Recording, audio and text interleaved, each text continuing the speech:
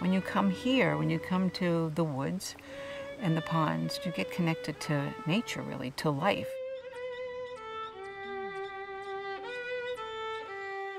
It's just an openness happens. It's a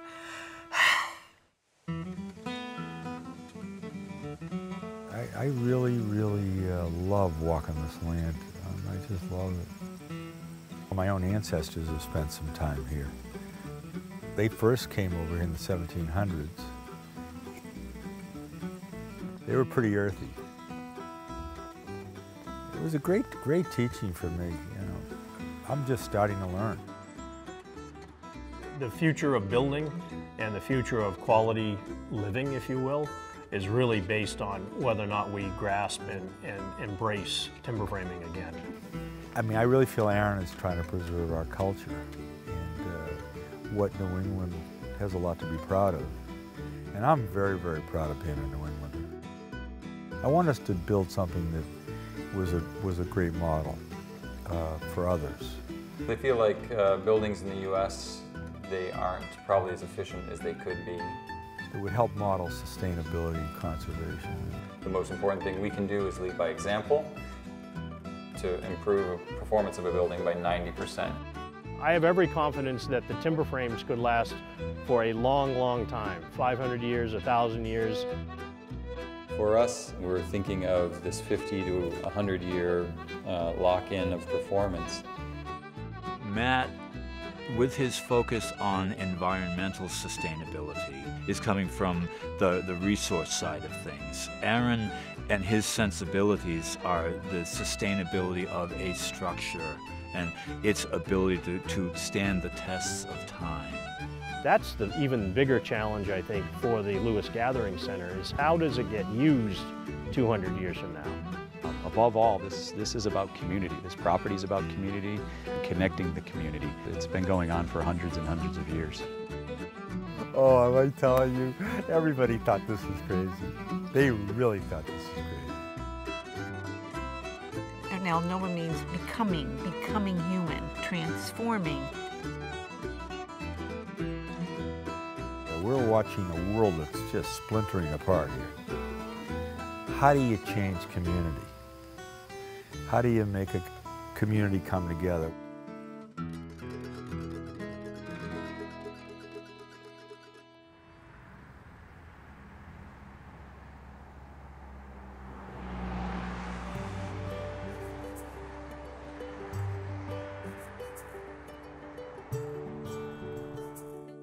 We've always been a community of farmers. It has never been an upscale community. Phillips Exeter Academy, which is located in the next town over from us, is the oldest preparatory school in the United States. They wanted to come to Kensington in the 1700s. The local farmers would not let them because they feared the boys would steal the apples from their orchards. That is Kensington. I've been a selectman. I was on the planning board for 30 years. I'm involved with the church on a volunteer basis. We'll work with the library whenever. Yes, I'm completely immersed in the town and its operations. There are a lot of places in Kensington that have not changed in over 60 years, including Alan's grandmother's house. My grandmother would say, "Come on outside, it's 8 o'clock at night, smell the ozone." Smell the ozone. I mean, I didn't even know what ozone was. What the hell is ozone? But I know the air smells great. He bought the travel agency in 1986, and it became successful rather quickly. I believe Harriet and I have been on this crazy journey since the early 70s.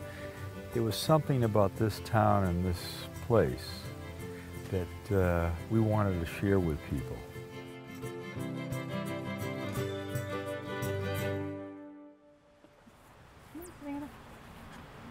Let's go.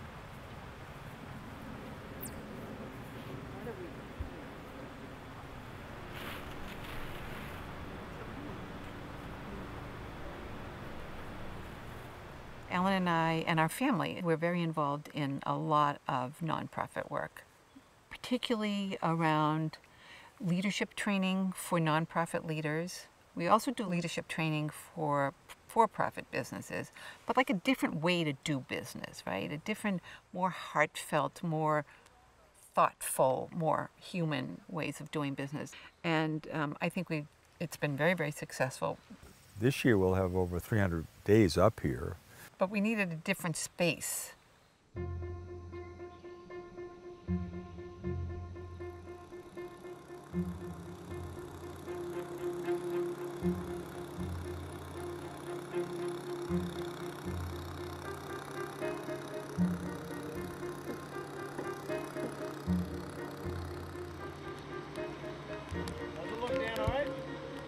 When it comes up, it's going to hang like this. Okay, we're going to walk it over. We're going to see if we can push it to plumb and come down. All right, we may not be able to.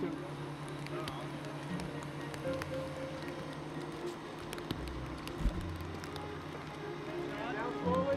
Down slowly, Dan. Okay, you got to speak up. Sorry. You need to look at the bottom of your post and see if you're going to line up with your 4 outside holes. You're really rolled. It's got a lot of weight on it, Tommy. There it goes. It's going.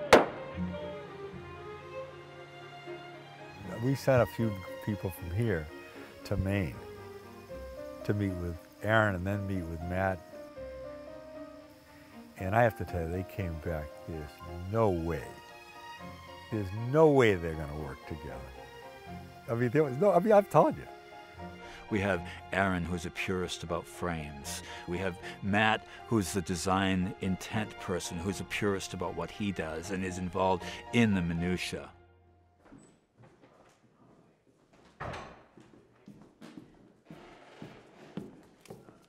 Scott. Good. So if we take a look at the... From the very beginning, we're setting in motion these patterns of consumption. And if we're making the choice today to set in motion these buildings that are going to be high performing for 50 to 100 years using almost no energy or net zero, then we're doing our job. We're acting responsibly.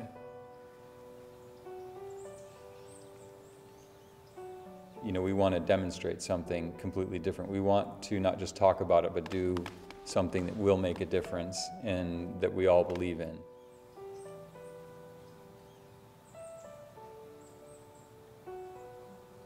When we started off, we did the prototype for the Go Home, which was our first passive house. And what we realized very quickly as it went through the first winter is it's a much better building. It used only around $200 or $300 for space heating all year long.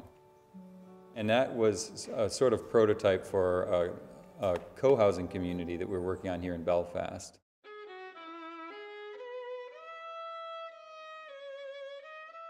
It's 36 families divided into a number of different unit types. It's on a rural site, and it was all about reducing the development footprint to maximize the surrounding undeveloped land area, and there's a whole farming component to that. So the passive house standard is a 90% reduction in space heating demand, which is a conservation approach. So you're going to conserve the energy in the building by building a really good building envelope or building shell. So high insulation levels, triple glazed windows, and then air sealed with ventilation.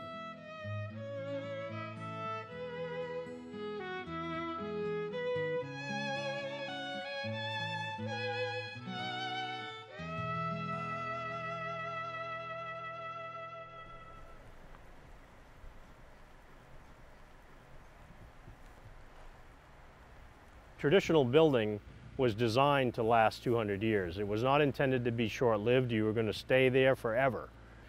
We don't build like that in the United States anymore. We haven't for a long, long time, except every once in a while we get an opportunity to do it. The Freedom Mill was the opportunity to see a project that was done by this group called Preservation Timber Framing in terms of restoring the integrity and the character of an original building. The foundation of the building are massive blocks of granite with a traditional mill building above it. And we went there to just experience this feeling and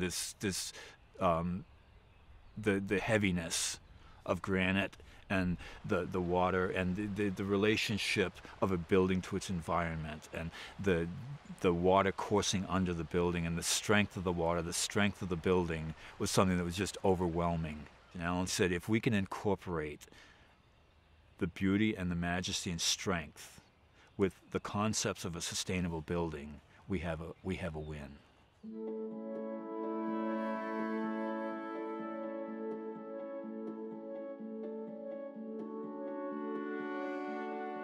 When people came and used this building, what did we want to see happen? The first thought was it was a gathering place, a place for people to come together and to learn together, to grow together, to practice yoga together, to come up with new ideas together. I don't know, when you see people's passion and they're alive, that's it for me. Because I thought that was a way to really help communities in need and different organizations.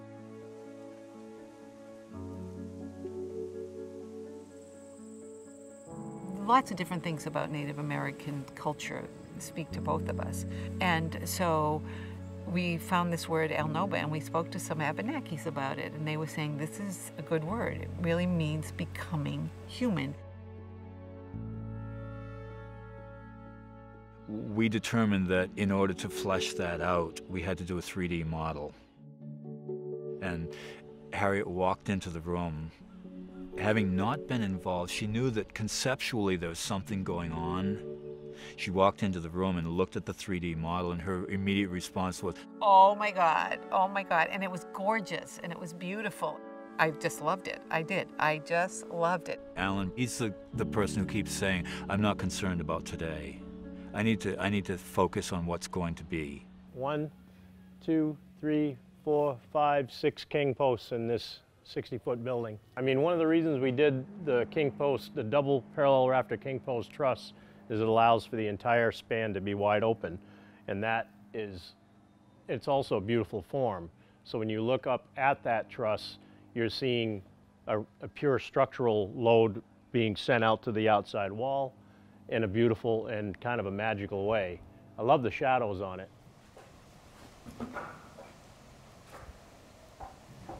This is the best way to utilize a tree of that size. It's by far the most sustainable and energy preserving method of building. If you can think about a tree and turning it into 2x4s, the amount of energy it took to take a perfectly good tree that we could use as a post and turn it into 30 2x4s, that's a lot of petroleum down the tube for very little gain, because that is a short-lived building. So the framework, the way that we built it, and the materials that we used in the form that we used them is a very sustainable part of this structure. I liked Aaron because I really believe he loved what he did. I think he was trying to preserve our culture. The early gallery frame is a posted frame like a barn. It is a barn. It's a barn from Green, Maine. That type of barn would have existed anywhere from Massachusetts to the northern Maine. It was very homogeneous. And it's a beautiful hand-hewn early frame from about, could be 1750, 1760, in that range. In some ways, Aaron for me is a bigger conservationist. Because it is wood from the 1700s, and I do believe he's got proof that they last a long, long time. Well, what we have is a 200-ish year-old brace. This marriage mark here tells you exactly where it goes. It only goes in one spot. And as you can see, it's pretty old and weathered, and it's still good. And we're going to put it back in the building. There's nothing wrong with this.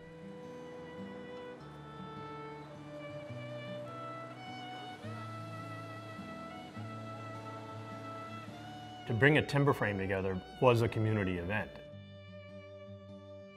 The meeting house, the church building, the town hall, they were all very large timber frames that were often literally brought together by the community, raised by the community. So you could call in half a dozen farmers to help lift a frame and make it happen. Because everyone was familiar with this kind of building, and they certainly understood how it went together. The time-worn and proven technology of Aaron has centuries behind it. We are combining it with something that has less than decades behind it.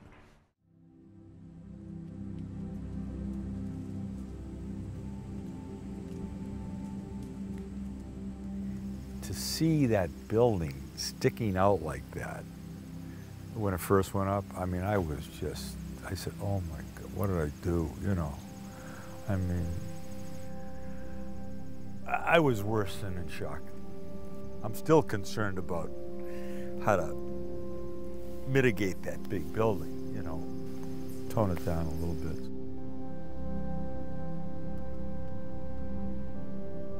Authenticity in my life in Harriet's life, it's a premium. At this stage, we know we have a finite amount of time. And that time we wanted to spend with people and things that are real.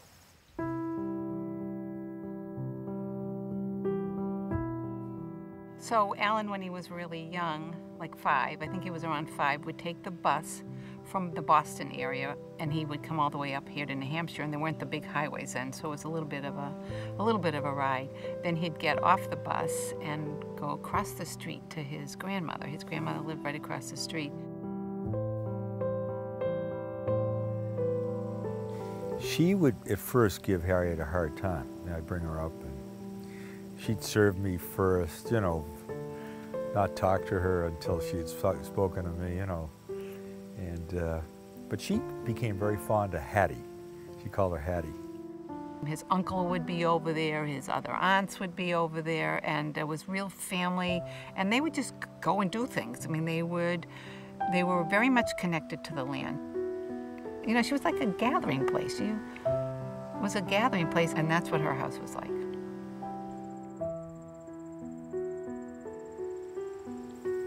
They had a lot of fun in the outdoors. I did too. That's how I was, you know, when I was up here, that's what I did. I would be out in the woods, you know.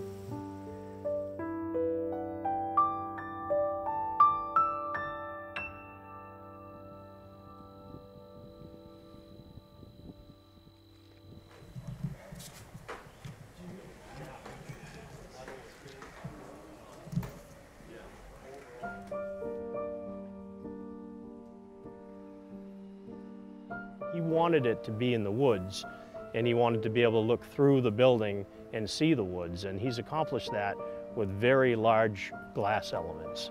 And that's not something that you would see on a traditional meeting house. Always from the beginning, the entry to the building was going to be coupled with this reclaimed timber frame.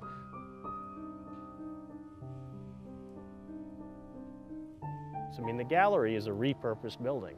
You know, it was a dairy barn, and then it got changed to a hay barn, and then they put horses in it. Then they got a bigger cow, and it kept changing and changing. The gallery was particularly difficult because we had that old 200-year-old frame that kind of found its shape over 200 years. It's wood, there's forces on it. The timber frame will expand and contract with climate because it's a natural material. We have a building, however, that needs to be quite precise. Steel, as you know, is quite straight.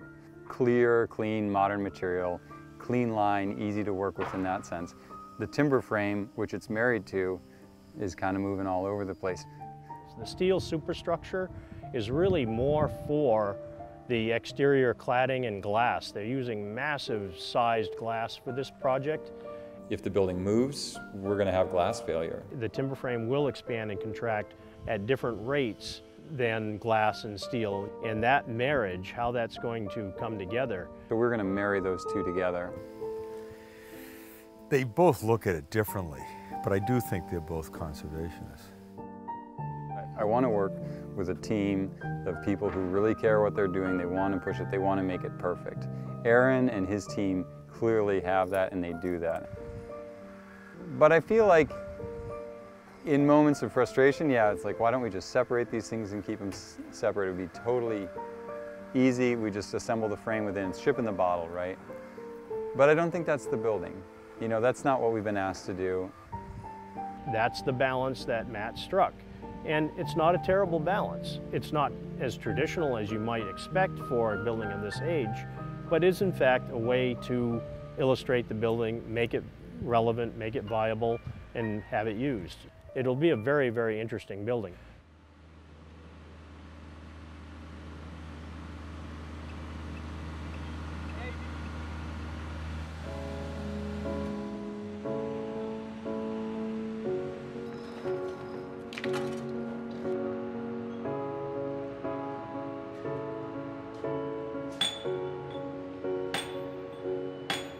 lot of New England's history comes from small, isolated granite quarries that the townspeople or the town's craftsmen would go and actually quarry out blocks of granite for the grange, for the animal impounds. Part of this project, we reclaimed from about a quarry over in the western part of New Hampshire. It has a long history, and all the abandoned quarries throughout New England, Maine, and New Hampshire, people love stone because it ties the buildings to the earth.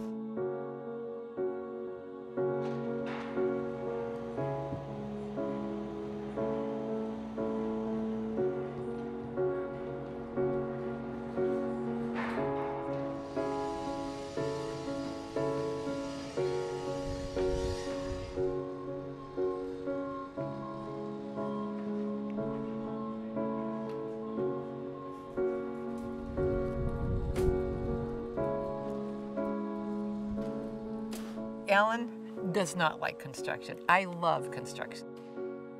You know, just seeing different things happening, the next stage and the next stage, and choosing the stone for the fireplace. It's 1,000 million different decisions, and I like that. You know, we worked into the big lintel stone that goes over the top of the fireplace, and that stone's almost 11 feet long. So it's a substantial stone. It's a key element to that whole fireplace. All the assemblies, from the foundation to the walls, to the windows, to the roof, to the mechanical systems, they all have to be mindful of connecting together so there's no air leakage. So the airtightness of the building is critical to passive house. It can be up to 30% of a building's energy loss, which is just due to leaking. I wasn't going to build it unless we had a fireplace. I wouldn't build it. I just wouldn't. I mean, I'm from here, and you know, we've been cutting wood since I was a kid. And fire, again, is an integral part of you know, community and bringing people together around fire. And I don't think of any building or any place that Alan would ever not want to have fire.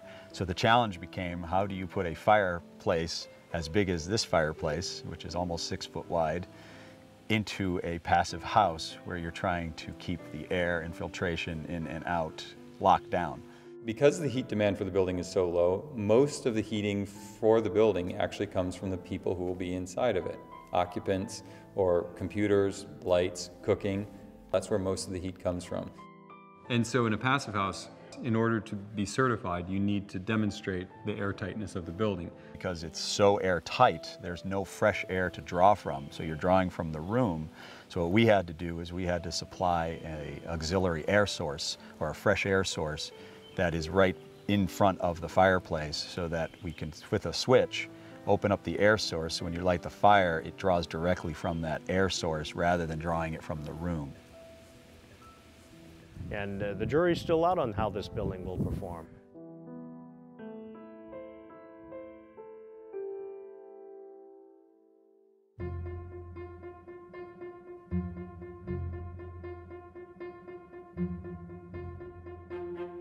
When we first came onto this site, Alan said that he did not want a building that was imposed. He wanted a building that felt as if it was developed within the landscape. In order to create the building, we had to destroy a portion of that which we were there for. So the objective of the replanting is to recreate that which was there originally and to accentuate it even more fully.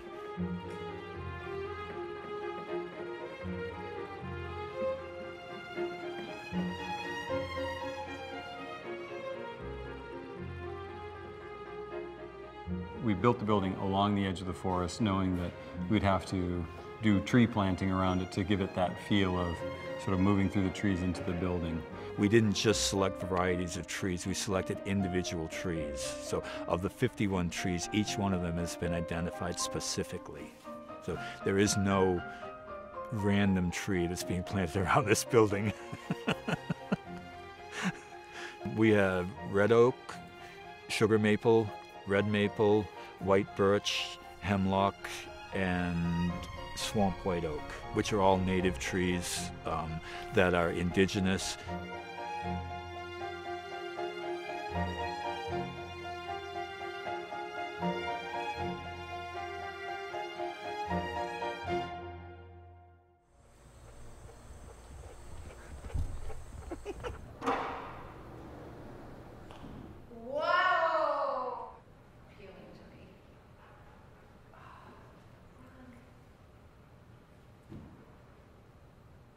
That's really, what, 300, 200, 300 years old wood, and here it is, it's still being used, right? It's still functional, it's still with, I don't know today how many things 300 years from now you'd be able to say, I'll take this part of the building and I'll put it in another building.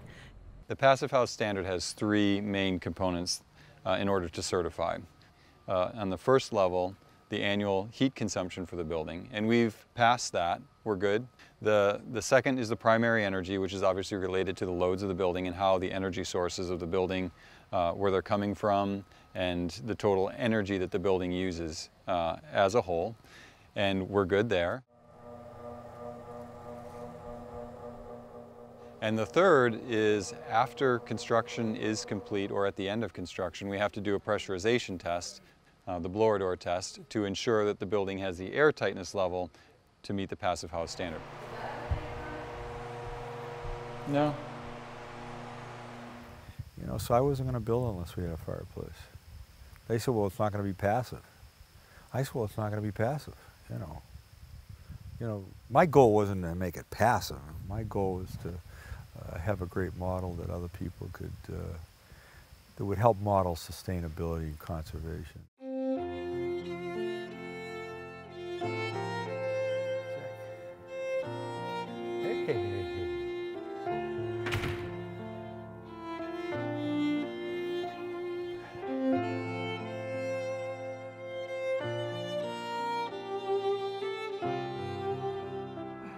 Come on, come on.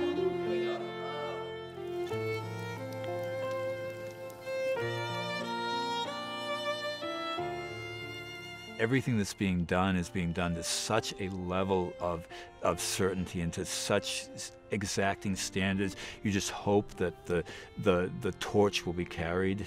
I'm very, very proud. I'm really proud of this building. I'm really proud of what everybody's done. You pause and you take in Mother Nature and you take in what's around you and you look at the elements, and stone is one of them, you know, fire's another one. To slow down and you walk through the property and you walk through this building, I think you get the sense of where it all came from. I don't think in my lifetime I've seen that much talent, ego come together and work so well together. The mission and what Alan Lewis is trying to do here is long-term. I mean, he's looking at sustainable systems with his solar systems and his, you know, all the environmental issue he addresses. That's what really got me pumped up to do this project. Keeping and appreciating the quality of place, particularly in New England, there's a lot of heritage here. And to understand that, but also to bring something new to the dialogue, for me is what gets me out of bed. I mean, I look almost every day when I'm here. I mean, I'm so thankful and to be here knowing I'm just part of time.